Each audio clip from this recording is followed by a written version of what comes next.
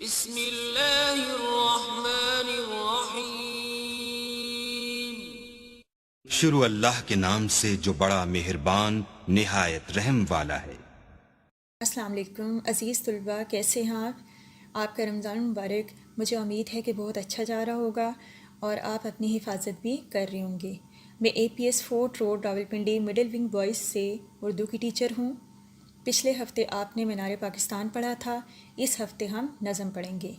लेकिन नज़म पढ़ने से पहले मैं आपको ये बता दूं कि ये बहुत ही मज़े की नज़म है। 8वें हफ़्ते में हम इसको करेंगे और इसके शायर का नाम सूफ़ी ग़ुलाम मुस्तफ़ा तबस्सुम है। इसके सफ़हात भी मैंने लिख दिए हैं और मैं आपको किताब के सफ़हात भेज दूँगी।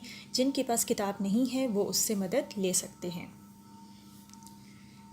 हम सबक का आगाज़ या नज़म का पढ़ने से पहले हम शब कदर की फ़जीलत पर एक हदीस ऐड करेंगे।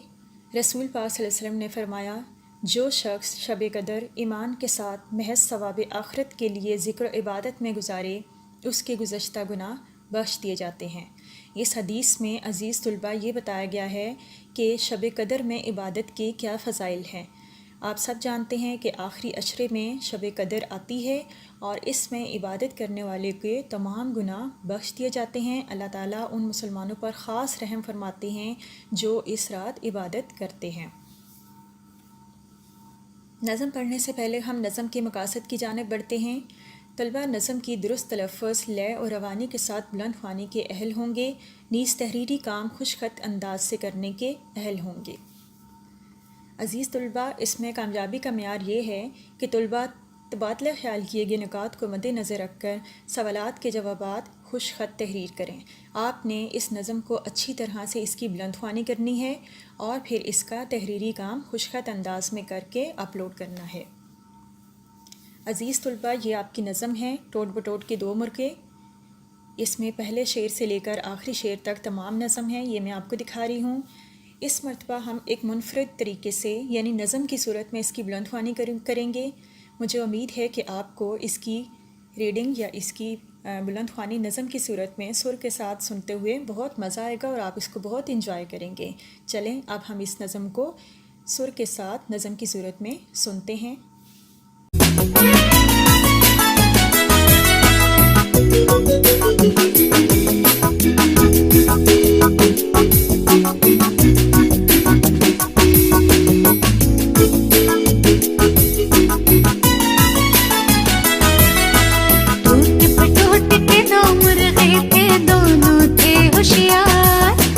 एक मुर्गे का नाम था गीटू, एक का नाम गिटार। टूट पटूट के 2 मुर्गे थे।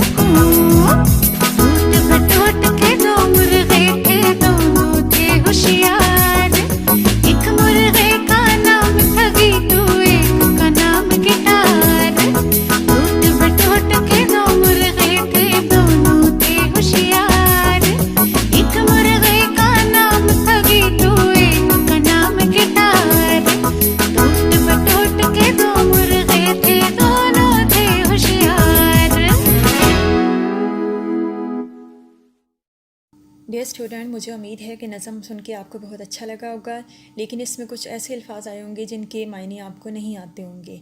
तो हम इसके मुश्किल अल्फाज के मायने जो किताब के आखिर में हैं वो देख लेते हैं। गिटार का मतलब अंग्रेज़ी का मौसीकी का एक आला है और सुपारी छालिया को कहते हैं। सीख लोहे की सलाख, हाथापाई लड़ाई, हंटर कोड़ा, दस्तार पगड़ी।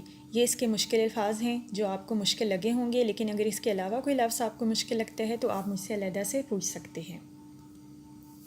अब हम इसके अखलाकी सबक की तरफ चलते हैं। इस नज़म का अखलाकी सबक ये है कि हमारा दीन हमें मिलजुल कर मोहब्बत से रहने का दर्स देता है। इत्तफ़ाक़ में बरकत होती है। हमें दूसरों की इनफरादियत तस्लीम करनी चाहिए और लड़ाई झगड़ा नहीं करना चाहिए। जिस तरह से टोट बटोट के दो मुर्गे छोटी छोटी बातों पर लड़ाई शुरू कर देते थे, ऐसा नहीं करना चाहिए। हमें एक दूसरे के साथ प्यार मोहब्बत से रहना चाहिए। ज़ुबानी तबादला ख्याल के सवालात देखते हैं। सवाल नंबर 1, 3, 5, 6, 7 ये ज़ुबानी तबादला ख्याल के सवालात हैं। इनका आपने तहरीरी काम नहीं करना। अब हम ये सवालात देख लेते हैं। जैसे मैंने सवाल नंबर 1 बताएं, यानी कि इसके ज़बानी सवालात हमने करने हैं। टोट बटोट के मुर्गों के नाम बताइए। ये नज़म आपने बार बार पढ़नी है और आपने देखना है कि इसमें कौन से नाम हैं। टोट बटोट के मुर्गों की आदात खसूसियात अलग अलग बयान करें। अब आपने ये सिर्फ सुनाना है, लिखना नहीं है। अपने घर वालों को बताना है कि उन दोनों मुर्गों में क्या क्या ऐसी चीज़ें थी जो बिल्कुल मुख्तलिफ थीं। और जीम है, इस नज़म में किन किन जानवरों के नाम आए हैं ये भी आपने अंडरलाइन करने हैं। सवाल नंबर 2 आपने नहीं करना। सवाल नंबर 3 तहरीरी काम है जो मैं आपको बाद में समझाऊंगी। और सवाल नंबर 4 दुरुस्त मिसरे पर टिक का निशान लगाएं और क्रॉस का निशान गलत पर लगाएं। एक बोला मैं बड़ा बहादुर, तू है निरा कमज़ोर। अब आपने इस जुमले को किताब के साथ मैच करना है और देखना है कि इसमें ऐसी कौन सी गलती है। अगर आपको गलत नज़र आता है तो आपने गलत का इस पर निशान लगाना है, और अगर आपको दुरुस्त लगता है तो दुरुस्त लगाना है। आगे देखते हैं। अब सवाल नंबर 5 है, दिए गए अशार को नज़म की मदद से तीर से मिलाएं। अब नज़म का एक मिसरा दूसरे मिसरे के साथ आपने मिलाना है। इन्होंने मिसाल दी है, जैसे एक मुर्गे की दुम थी काली, एक मुर्गे की लाल, उसके साथ उन्होंने तीर से मिला दिया है। इसी तरह आपने बाकी अशार भी कर लेने हैं। सवाल नंबर 6 देखिए, दिए गए अल्फाज के उलट अल्फाज तीर की मदद से मिलाएं। उलट यानी मुतज़ाद को कहते हैं जो उसके ऑपोजिट होता है, जैसे सुबह शाम ऐसे। तो होशियार को उन्होंने बेवकूफ़ के साथ मिलाया है। बहादुर बुज़दिल, लड़ाई दोस्ती, चीखना खामोश होना और टूटना जुड़ना, ये इसके मुतज़ाद मैंने आपको बता भी दिए हैं। सवाल नंबर 7 देखिए, हदायत के मुताबिक नए लफ्ज़ बनाएं। जैसे नाम में नून की जगह काफ लगाएं। अब नाम में काफ लगाया तो काम बन गया। इसी तरह अगला भी मैं बता देती हूँ, जैसे लाल में पहले लाम की जगह चे लगाएं, तो चे के साथ जब हम लाम लगाएंगे तो चाल बन जाएगा। इसी तरह से आपने जीम दाल और हे भी मुकम्मल करना है। अब हम तहरीरी काम की तरफ चलते हैं। सवाल नंबर 3, 8 और अल्फाज मायनी पेंसिल से तहरीर करने हैं। आपने पेन का इस्तेमाल नहीं करना, आपने पेंसिल का इस्तेमाल करना है और सिर्फ सवाल नंबर 3, 8 और अल्फाज मायनी तहरीरी काम करना है। अब मैं आपको 2 दफ़ा बता चुकी हूँ, आपको क्लियर हो गया होगा कि सिर्फ सवाल नंबर 3, 8 और अल्फाज मायनी पेंसिल से तहरीर करने हैं। अब जो तहरीरी काम करना है उसमें सवाल नंबर 3 हम देखते हैं, खाली जगह पुर करें। ये आपने तहरीरी काम करना है। एक पहने पतलून और डैश, एक पहने डैश। अब इसमें खाली जगह उन्होंने छोड़ी हुई है, तो आपने नज़म को सामने रख के देखना है कि कौन सा यहाँ पे लफ्ज़ आता है। इस तरह से आपने ये सारे लफ्ज़ पूरे कर देने हैं। सवाल नंबर 8 देखिए, दिए गए जुमलों को फ़ेल ज़माने के मुताबिक शनाख्त करें। अब ये ग्रामर का सवाल है। इसमें जैसे टोट बटोट के 2 मुर्गे थे, तो अब इसमें कौन सा फ़ेल पाया जाता है। तो ये फ़ेल माजी है, क्योंकि हम जानते हैं कि 3 किस्म के फ़ेल होते हैं, फ़ेल माजी, फ़ेल हाल, फ़ेल मुस्तकबिल। तो पहले जुमले में फ़ेल माजी इस्तेमाल हुआ। अगला जुमला देखिए, एक मुर्गे की दुम लाल थी, तो इस जुमले में हमें है एक मुर्गे की दुम लाल है, तो इसमें फ़ेल हाल इस्तेमाल हुआ है। वो पहले सब्ज़ी मंडी जाएंगे, गे का लफ्ज़ इस्तेमाल हुआ है, यानी कि मुस्तकबिल का लफ्ज़ है, आने वाले वक्त की बात हो रही है। और बाकी ये नीचे मुश्किल अल्फाज के मायने हैं, जिसमें आपने पढ़ने का तरीका जो लिखा हुआ है ये नहीं लिखना, सिर्फ अल्फाज मायने करने हैं। तो आपने सिर्फ यही तहरीरी काम किया करना है। मुझे उम्मीद है कि आपको ये सारा अच्छी तरह से नज़म समझ आ गई होगी और आप इसका अच्छा सा तहरीरी काम करने के बाद AIS पर अपलोड कर देंगे। अपना ख्याल रखिएगा। अल्लाह हाफिज़।